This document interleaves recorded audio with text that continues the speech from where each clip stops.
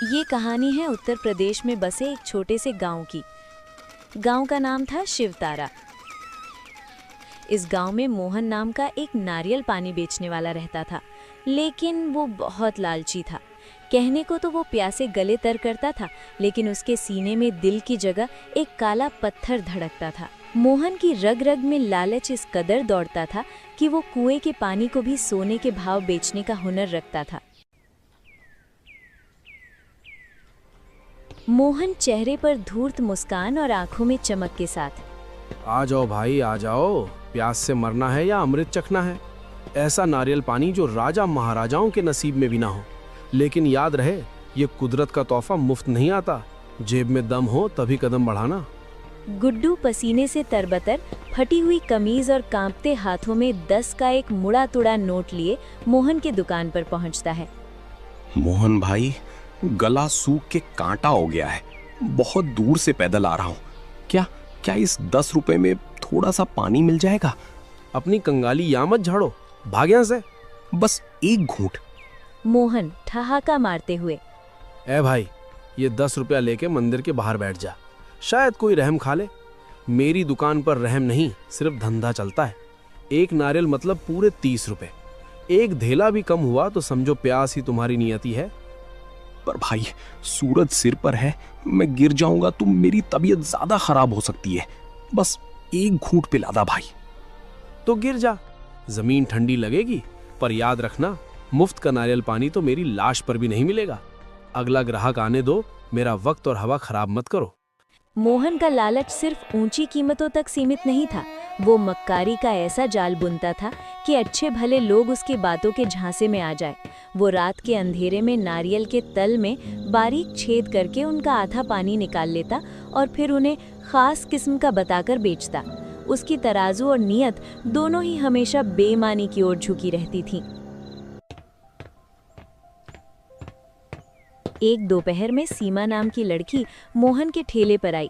वो एक मध्यम आकार का नारियल हाथ में उठाकर उसे शक भरी नजरों से हिलाते हुए, मोहन, ये क्या मजाक है? बाहर से तो ये काफी बड़ा दिख रहा है, लेकिन हाथ में लेते ही ऐसा लग रहा है जैसे अंदर सिर्फ हवा भरी हो। इतना हल्का क्यों है ये? अरे सीमा बहन, आप भी क्या बात करती हैं? पुराने जमाने की बातें छोड़िए। ये शहर से मंगवाया हुआ स्पेशल एयरलिफ्ट नारियल है। भारी नारियल तो आम लोग पीते हैं, इसमें पानी कम और मलाई का जादुई स्वाद ज्यादा होता है। ये हल्का है, तभी तो आपकी सेहत के लिए अच्छा है। पचने में एकदम हल्का। पर मुझे तो प्यास लगी है, मलाई नहीं खानी। इसकी आवाज सुनकर ही लग रहा है कि अंदर बस 2 बूंद पानी होगा। बहन जी, अगर प्यास बुझानी है तो कुएं पर जाइए, और अगर अमृत का स्वाद लेना है तो मोहन की दुकान पर आइए। ये कोई मामूली फल नहीं, ये मेरी साख है। पैसे पूरे लगेंगे, क्योंकि इसकी क्वालिटी भारी नारियलों से 1000 गुना ऊपर है। लेना है तो लीजिए, वरना पीछे भीड़ खड़ी है। मेरा कीमती वक्त जाया मत कीजिए। बेचारी सीमा उसकी चिकनी चुपड़ी बातों में आ तो गई, लेकिन उसे क्या पता था कि वो पानी के नहीं बल्कि मोहन के सफेद झूठ के पैसे चुका रही थी।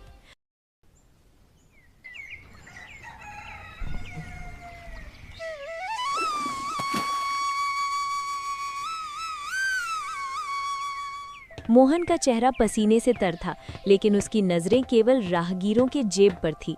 जब एक थका हारा किसान अपनी सूखी फटी बेवाइयों वाले पैरों से चलकर उसके पास आया और थरथराते हाथों से नारियल का दाम पूछा। अरे बेटा, एक नारियल कितने में दिए?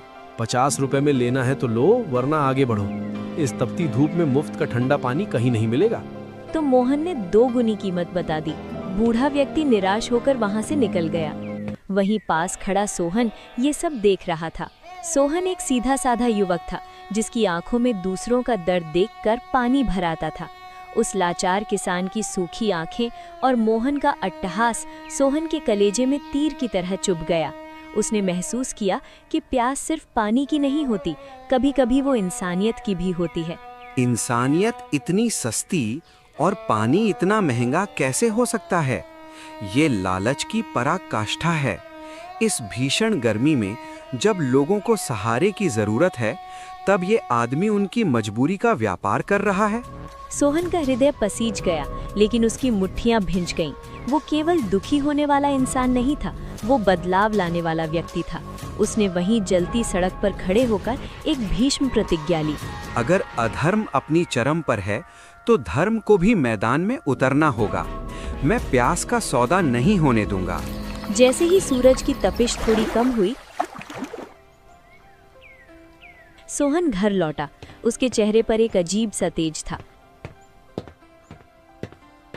वो घर जाकर अपने माता पिता के पास चारपाई पर बैठा और दिन भर का पूरा वृत्तांत कह सुनाया। पिताजी, आज मैंने इंसानियत को सिसकते देखा है। मोहन ने लालच की आग में मर्यादा जला दी है। मैंने तय किया है कि कल से मैं भी नारियल बेचूंगा। मैं उन किसानों का सहारा बनूंगा जिनके पास पैसे नहीं पर जिनकी दुआओं में बहुत दम है। मैं इस तपती गर्मी में शीतल छांव बनना चाहता हूँ। उसके माता पिता ने गर्व से अपने बेटे की ओर देखा। बेटा, धन तो बहुत कमाते हैं, पर तूने आज पुण्य कमाने का जो रास्ता चुना है वो तुझे सबसे अमीर इंसान बनाएगा। हमारा आशीर्वाद तेरे साथ है। उन्हें समझ आ गया था कि उनके बेटे ने केवल एक काम नहीं चुना है, बल्कि धर्म और सेवा का मार्ग चुन लिया है।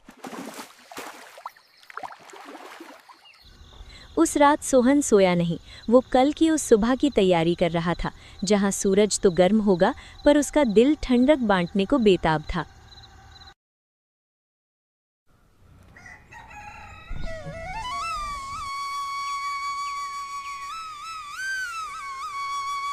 अगले दिन का सूरज एक नई उम्मीद लेकर उगा। सोहन ने बाजार के चौराहे पर एक विशाल और घने बरगद के पेड़ के नीचे अपना ठिकाना बनाया। उसने न केवल ताज़े नारियल सजाए, बल्कि राहगीरों की सहूलियत के लिए एक बड़ा सा लाल तिरपाल भी तान दिया, ताकि 2 पल के लिए मुसाफिरों को इस आग उगलते आसमान से निजात मिल सके। उसने लोगों को आवाज लगाने लगा, आओ भाई, आओ काका, माँ और बहनों, इधर आइए। इस तपती दोपहर में अमृत जैसा मीठा और बर्फ जैसा ठंडा नारियल पानी पीजिए। जिनके पास पैसे हैं वे सिर्फ 20 रुपए दे दें, और जिनके पास नहीं हैं वे बस अपनी दुआएं दे दें। प्यास बुझाना मेरा धर्म है, व्यापार नहीं। ये सुनते ही जैसे बाजार में क्रांति आ गई। जो लोग मोहन के ठेले पर भारी मन से और महंगी कीमत पर नारियल ले रहे थे, वे सब सोहन के तिरपाल की छांव की ओर दौड़ पड़े। एक राहगीर ने उत्साह में कहा, देखो भाइयों, यहाँ तो राहत की छांव भी है और सोहन जैसा नेक दिल इंसान भी। चलो वहीं चलते हैं। जब मोहन भाई हैं तो फिर हमें क्या जरूरत किसी दूसरे के पास जाने की। चलो भाइयों, लाओ भाई सोहन, हमें भी चखाला तो, हम भी तो देखें तुम्हारे नारियल में पानी है या फिर तुम भी बस मोहन की तरह पानी निकाल कर दे रहे हो। हाँ भाई, अभी लो और बताना कि लो भाई। देखते ही देखते कुछ ही देर में सोहन के ठेले पर लोगों की भीड़ लग जाती है। दूसरी तरफ मोहन ये सब देखकर जल भुन रहा था। वो खुद से ही बड़बड़ा रहा था। उसकी आंखों में ईर्ष्या की लाली उतर आई। वो भागा भागा अपने मालिक सेठ भैरव के पास पहुंचा। सेठ भैरव, जो इलाके का एक कुटिल और धूर्त साहूकार था, वो आराम से एक पलंग पर बैठा लड्डू खा रहा था। उसे लड्डू बहुत पसंद था। अरे सेठ जी, आपने सुना? ओ अबे मोहन कहाँ है बे? तुम क्या कह रहा है भाई? मुझे तो कुछ समझ नहीं आ रहा बे। जो कुछ करना है साफ साफ बोलना बे। सेठ जी, मैं ये कह रहा था कि हमारे ठेले के ठीक सामने सोहन भी अपना ठेला लगाए बैठा है और वो मात्र 20 रुपए में ही नारियल पानी दे रहा है और गरीबों को मुफ्त में भी दे रहा है, जिस कारण हमारे ठेले पे कोई भी नहीं आ रहा है। अब आपको ही कुछ करना होगा। अरे मोहन, तो क्यों इस चूहे जैसी फिक्र पाल रहा है?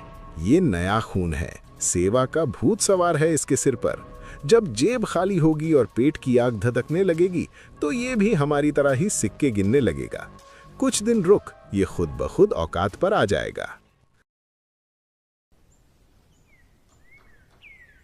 हफ्ते बीत गए।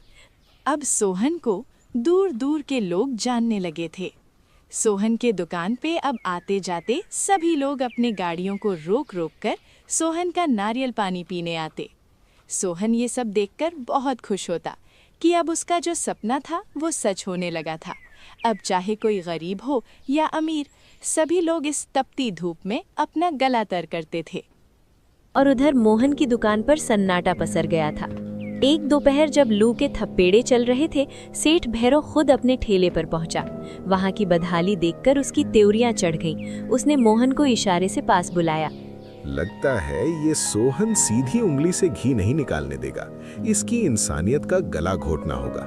मोहन, आज रात जब पूरा गांव सो रहा होगा, हमें इसके ठेले का नामो निशान मिटाना होगा। और सुनो, सिर्फ सामान नहीं, इसके चरित्र पर भी वार करना होगा। हम ऐसी साजिश रचेंगे कि कल सुबह ये लोगों को पानी पिलाने लायक ही ना रहे। मोहन की आंखों में शैतानी चमक उभरी। जी सेठ जी, मैंने सब इंतजाम कर लिया है। कल सुबह जब सूरज निकलेगा तो लोग सोहन को दुआएं नहीं, गालियां देंगे। दोनों के चेहरों पर एक कुटिल मुस्कान थी। बरगद के पेड़ की छांव में सुकून बांटने वाले सोहन के खिलाफ नफरत और धोखे की एक गहरी खाई खोदी जा रही थी। रात के सन्नाटे में जब चांद की रोशनी भी बादलों के पीछे छिप गई थी, भैरव सेठ और मोहन अपनी काली साजिश को अंजाम देने के लिए सोहन के ठेले की ओर बढ़े। उनके हाथों में कपट की पोटली थी और दिल में जहर। मोहन, अगर हम इसका ठेला जला देंगे तो लोग इसे बेचारा मानकर और मदद करेंगे। हमें इसे बेचारा नहीं, गुनहगार बनाना है। ऐसा वार करो कि इसकी साख मिट्टी में मिल जाए। मोहन ने चुपके से सोहन के पास रखे नारियल काटने वाले औजारों और बचे हुए कुछ खुले नारियलों में एक ऐसी नशीली और कड़वी दवा मिला दी जिसे पीने वाले का जी मिचलाने लगे और वो बीमार पड़ जाए। भैरव सेठ ने अपने मंदिर से चुराई हुई सोने की एक छोटी चेन सोहन के ठेले के नीचे तिरपाल की तहों में छिपा दी। उनका प्लान था कि सुबह वे खुद शोर मचाएंगे कि सोहन ने भीड़ का फायदा उठाकर किसी का गला काट लिया। जब कल लोग ये कड़वा पानी पिएंगे और बीमार होंगे, तब हम भीड़ को भड़काएंगे कि ये मुफ्त के नाम पर लोगों को जहर पिला